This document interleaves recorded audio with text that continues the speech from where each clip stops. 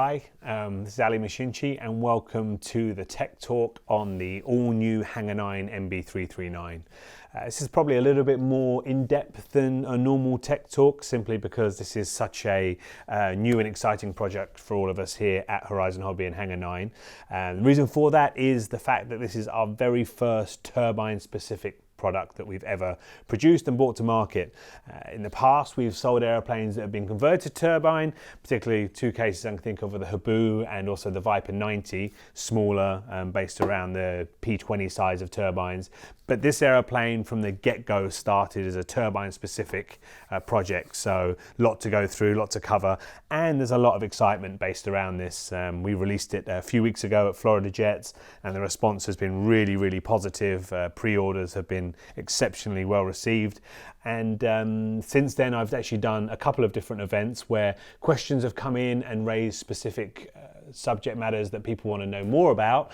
Thus, we pulled it together, Pete and I, and brought this into the workshop where this actual aeroplane was developed. This is the Hangar 9 condo where I do all of the Hangar 9 development if it's not being done at my home workshop. So it seemed like a perfect place to talk us through this all new subject. So some basic information: just over 2 meters long, 84-inch wingspan, weighs anywhere from 22 to 24 pounds. So the manual is at 23 pounds, which seems to be about the norm. It was originally designed for a K60, King-Tech 60 size turbine, but in the process of development, new engines came along, new technology came along, and the power plants got smaller and more powerful. So we actually now offer it as a K70 to a K85 based aeroplane, simply because the new 85s are in fact a little bit smaller and lighter than the 60, which I developed this for initially. So a little bit about the development. This particular project, we're never super quick in Horizon in our development. Normal period of a Hangar 9 project is between 18 to 24 months. This project actually took nearly 5 years. There's many different reasons for that. COVID got in the way, which was a big delay process. It hit our factories in Vietnam pretty abruptly, and you know, it took a long time for them to get back on their feet after a complete shutdown. So that actually delayed the project for just over a year, if I'm honest. There's a couple of other aspects that took a while to develop, things like undercarriage compliance testing, all the boring stuff, which meant that this particular project has been part of my life for a long time, and it's super cool to see it now come to fruition. I'm very happy to bring it to market, and like I say, the response has been great. Started in 2018 when I went to one of our vendors who were producing sport airplanes for us, and they were actually producing an EDF model built out of wood, and it occurred to me at the time, you know, if they can make that airplane, it wouldn't take much to refine it and develop it and actually produce a turbine specific airplane. So I pitched the idea to the vendor first, and they were a little bit cautious at first. They were doubtful that they could do it, but I sort of convinced them with working together it could make it happen, and then it was a case of taking it to my bosses and convincing them that it was a segment that we needed to play in, which is always difficult. I understand there's a lot of risk involved, knowing what there's involved in this in time and money and effort, but fortunately as a team we worked together and got it through the process, and yeah, here we are in 2023 with our first turbine. Quick overview on the scope of the project. We had pretty much free reign to make whatever jet we wanted to. It could have been composite, it could have been wood, it could have been, you know, scale fighter or a twin boom trainer type jet. My scope for the project was to make an everyman jet, something. It was important to me that it looked like a real airplane. It didn't necessarily have to be scale per se, but I wanted it to look like a real jet. But most importantly was I wanted it to be in a point where pretty much anyone with, you know, low wing aerobatic experience could fly it. That's not to say that I recommend people going out on first, a second or third airplane and buying a turbine jet. It was more the fact that I wanted an airplane that wasn't intimidating, wasn't difficult for, you know, anyone to fly regardless of the skill set. Then the second factor was price point.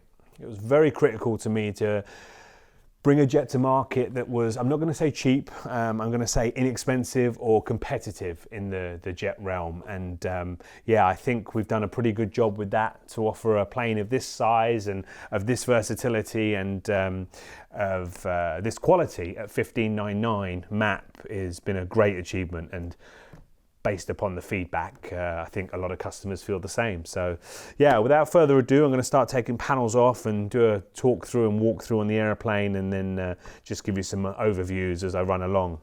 Bear with me, this is unscripted and very organic as it comes, so there may be moments where I stutter, but yeah, like I say, we'll try and cover every aspect.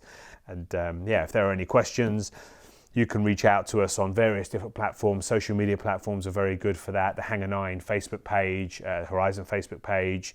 You can ask a question related in any one of their MB-339 relative posts, and either myself or another one of the moderators will answer it. So yeah, first thing, top hatch.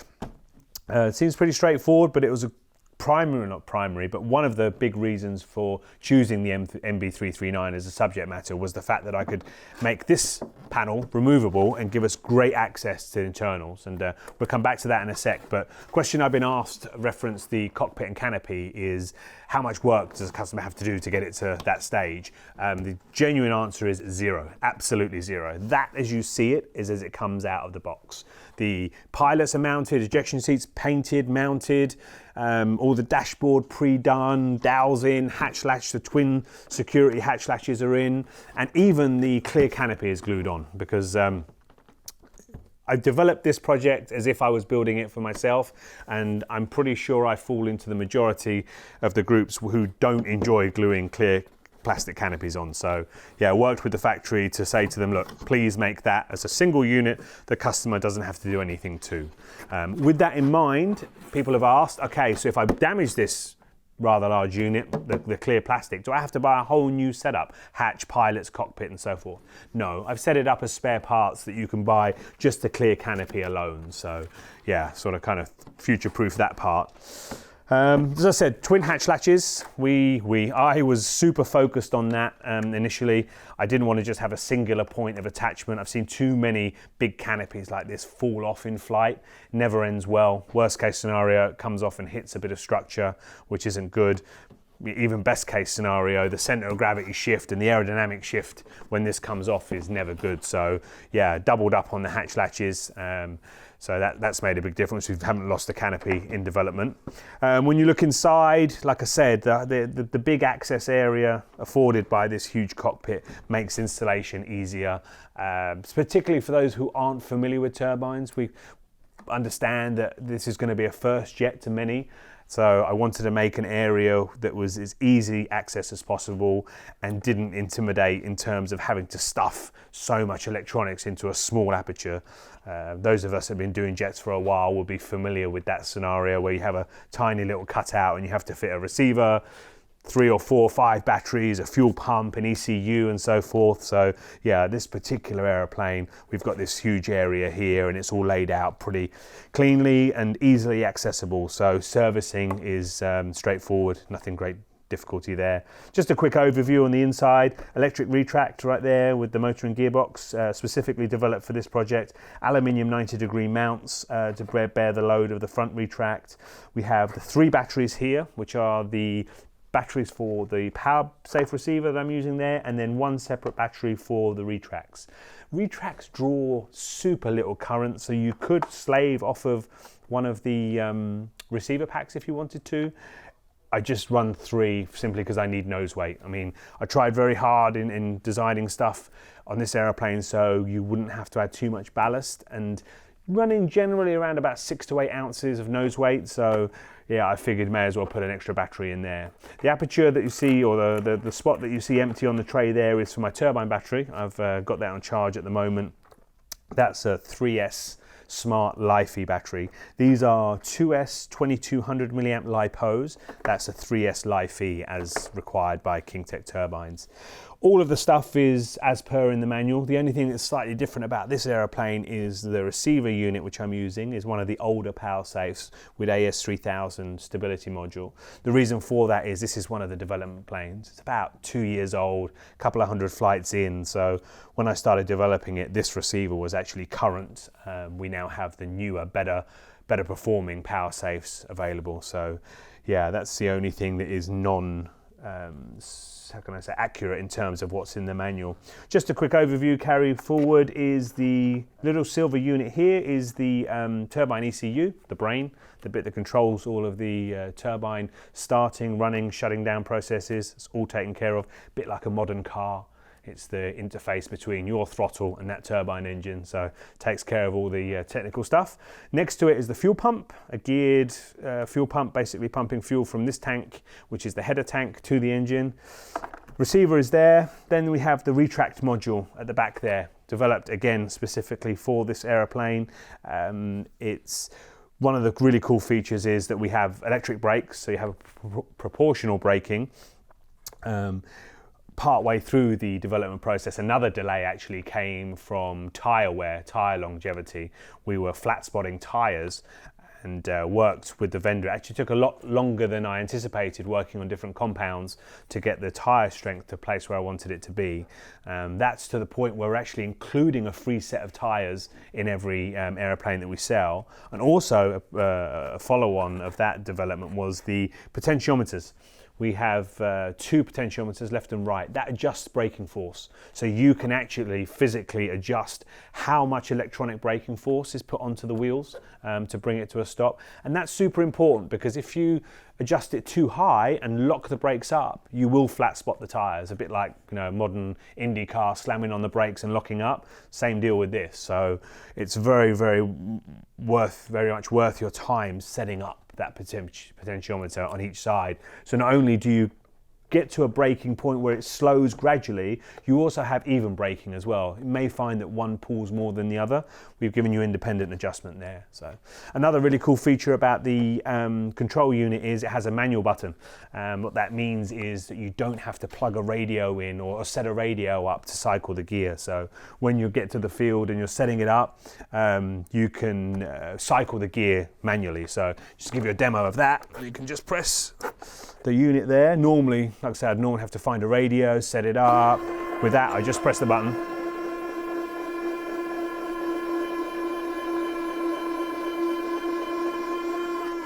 And vice versa, if I want to put the gear down.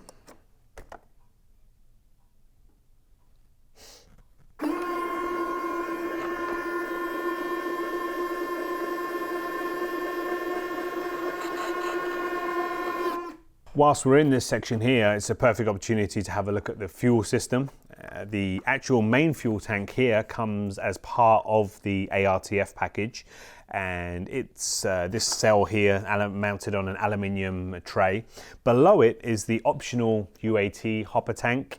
It's not essential, but kind of essential, if I'm being honest. It filters the fuel system down and eliminates or reduces the chances of air bubbles running to the turbine.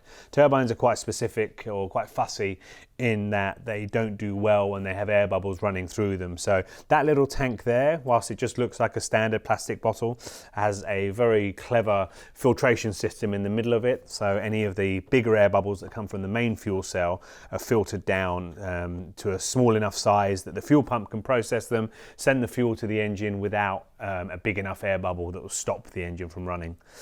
Whilst we're here, cover that the front section is removable. 4mm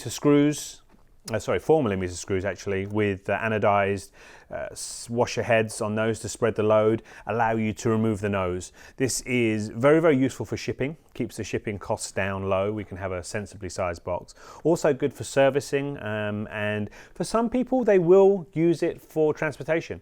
Obviously removing the nose gives you a very small footprint in terms of physical area, so the plane can be reduced to a size where it can be transported and stored.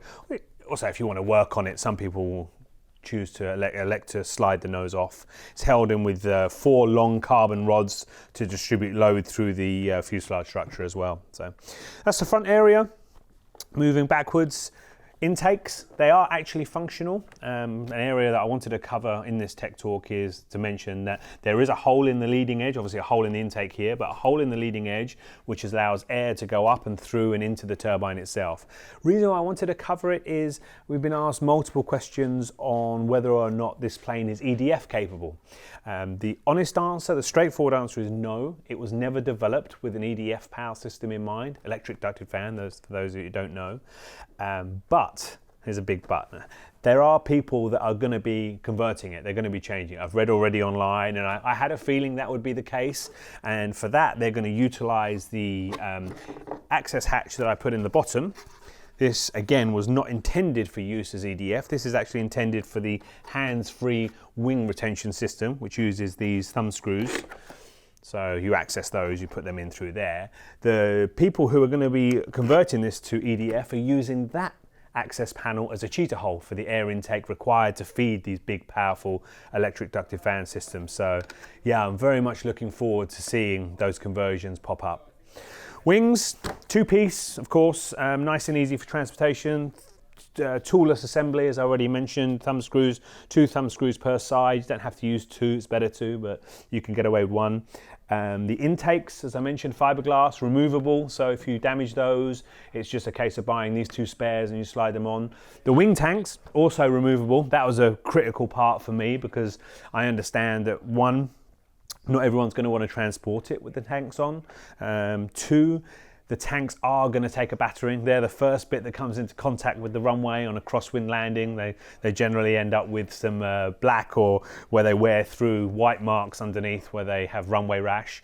I get that. That's part of the reason why they're there. I'd rather scratch the fuel tank or the wing tanks than the wing skin or the aileron. So they serve a double duty. Also for orientation, they add a lot. Visibility wise, you can fly them with, you can fly them without. The only real difference without is that the visibility is obviously different and the roll rate slightly faster. Nothing really to write home about, but see there, 1 3mm driver, 2 4mm bolts, cap-headed bolts, or sorry, Phillips bolts, and off they come. So that unit can be replaced. It's set up as a spare part already. Same tool, by the way, is used for the removal of the stabs, horizontal stabs there and there, and also the ventral fins, bottom ventral fins. So they have 2 4mm screws there and there, same as the wing tanks. Same sort of thing as the wing tanks. I knew this was going to be a semi-vulnerable part. They come into contact with the ground when you overflare. I'd rather that than scratch the fuselage and damage the fuselage. So with that in mind, I made them removable, easy, just 2 screws per side. Available as a spare part as well. So if you damage them beyond repair, they are just balsa and ply and then ultra coat covered, so you can repair them. But if it gets to a point where, you know, they've got a bit war torn, or you just want to have a spare set, they're dead easy to interchange.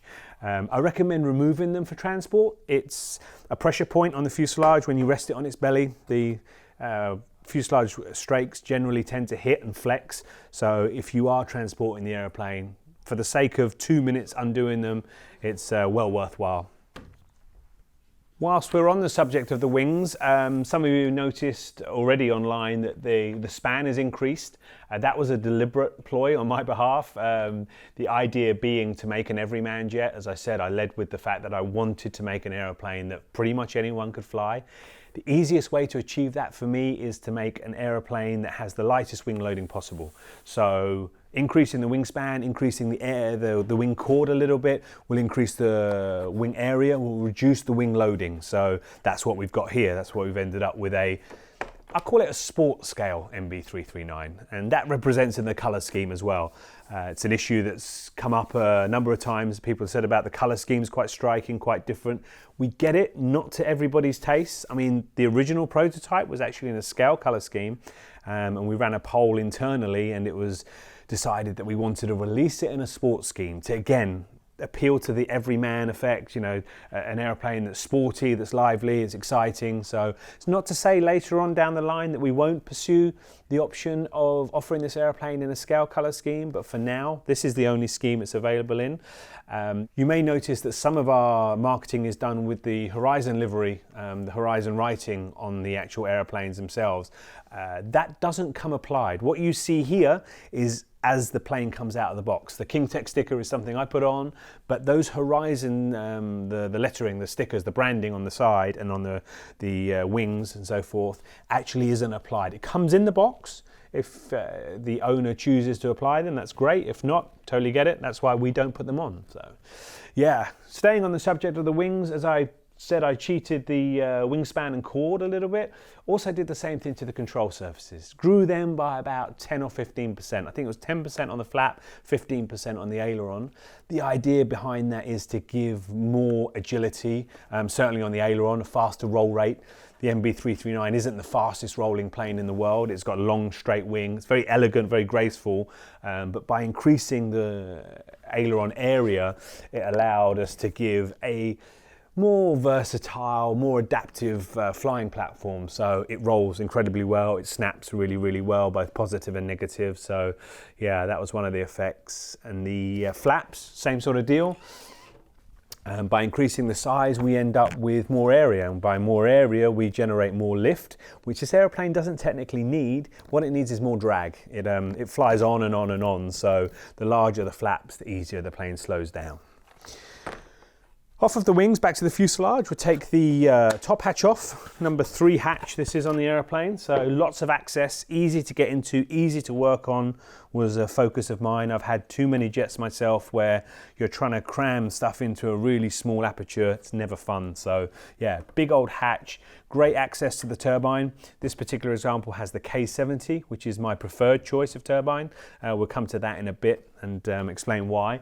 But yeah, the top hatch comes off. You can see the back of the fuel cell and the aluminium mount for the fuel cell. You may notice what looks to be carbon on the inside. This aeroplane has, interestingly enough, it's what I would class as wood, but it's actually a composite. And the reason why is the structural parts are a plywood and carbon. Sorry, a carbon, a plywood, and a carbon sandwich. So a very lightweight, very rigid composite using wood as the primary material. The lining, which a lot of people have asked if it's carbon or not, isn't. It's faux carbon, it's foam, and then it's has a printed covering material that could be any design we wanted to, but we stuck with the carbon because this was something that this same vendor developed for us on the Hangar 9 Pit Special, which we have over there, the 60cc Pit Special. We wanted a material for the cockpit floor that was lightweight, rigid enough, but didn't give us any sort of weight penalty, but also looked pretty nice. When I had one of the production samples of this come through, it was looking really beautiful with the carbon plywood sandwich, but then the inside was all bare balsa wood, and it kind of detracted from the visual aspect of it. So I asked the factory if they could line the hatches, which were the bits that you primarily see when you take on and off. A little bit of miscommunication ended up with them doing the whole fuselage, which to me was the happiest of mistakes, because we ended up with a structure that only looked a lot better, more finished, more refined, but it was actually turned into, I wouldn't say monocoque, but a more torsionally stiff platform. Every section picked up a whole bunch of rigidity. So yeah, that was definitely worked out in our favor. The tailpipe, the aluminium and stainless steel tailpipe actually comes in the kit. That's part of the 1599 ARTF package. So that's there. That's good for a 60 to an 85. It's about 62 millimeters in diameter, so it's a little bit small for anything more than an 85. We don't recommend this aeroplane for more than an 85 newtons of thrust turbine. So yeah, for those that are wanting to put more in there, to say you're on your own, we don't recommend it, is basically where I'm going to. And the same when it comes to the flight performance. We're already reading comments of people who are wanting to put bigger engines, which I get it, it's the norm. We see it happen across the board with Hangar 9 airplanes over the years. It's a little bit different here because turbines have a different sort of power delivery than a gas engine or electric motor or a glow engine. So we are super conscious about what we recommend and what we test too. We have, with the 85, which is the biggest engine that we've used, we've tested up to speeds of 150 miles an hour. And more importantly, we have pulled G testing using onboard G meters to +12 and -8, which is, you know, considerably high if you look at that in full size terms. But yeah, we're very focused on people who are going to put bigger, heavier, more fuel thirsty turbines in this and exceed those numbers. So yeah, my recommendation as the designer, as the pilot, as a long-time jet pilot is really it gets no better with more power. It's better with less power, believe it or not. You have a lighter engine, a better fuel burn, so longer flight times. You have a lower idle residual thrust, so the airplane slows down better. So yeah, I can't recommend enough sticking to the 70 or 85 platform. And as I mentioned before, the tailpipe diameter is a limiting factor. So yep, that's the center section. The vertical stabilizer is glued on, it's bonded on. It's deliberate. The idea behind that was primarily strength. I've seen a lot of jets suffer from side loading, particularly in high-speed knife-edge flight or snaps. So with that in mind, I decided to bond the fin onto the fuselage. Also weight.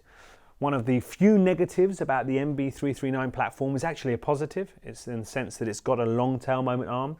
The long tail moment arm makes it familiar in terms of handling, really, really good in terms of yaw stability, pitch response.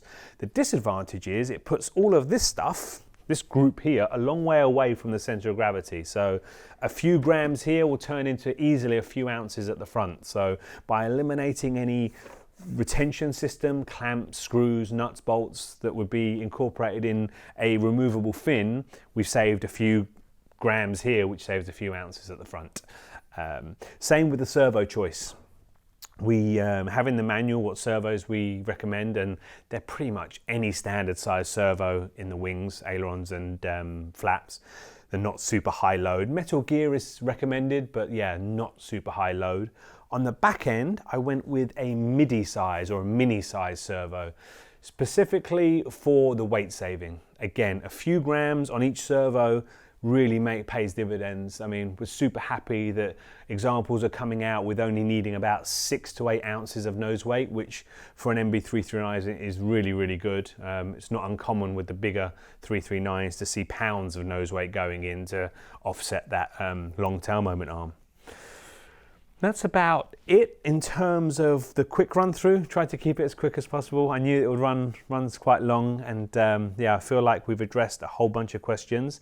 Although that being said, there's still a whole bunch I'd like to cover related to the flight handling, the flight envelope, and different hints and tips. So with that said, Pete and I are going to wait for the weather to be slightly less biblical here in central Illinois, and as soon as the weather breaks, we're going to go out to Eli and do at least one, I'm guessing probably 2 or 3 maybe even, flight tech talk videos, whatever you want to call them, where we go and explore what the plane's capable of, how to get the most out of the plane, how to avoid having issues with the plane, particularly for those who are new to turbine flight. So yeah, stay tuned. Keep checking up on the Hangar 9 Facebook page or the Horizon Hobby Facebook page. They're 2 very active spots for us to release media like this. Hopefully this will end up also on the MB-339 product page. In the meantime, if you have any questions related to this product in particular, please feel free to go on those pages. The Hangar 9 one is probably the best because there'll be a specific MB-339 thread. Drop a question in there. I'm myself and a bunch of my colleagues maintain those pages, and if we can give you the answers that way, we will. And if there are any questions related to the flight envelope, we can maybe incorporate them into the flight video. Until then, thank you very much for joining us. Thank you, a massive thank you for those that have pre-ordered already and made this such a great project out of the gate. And yeah, I look forward to seeing lots of these around the world soon.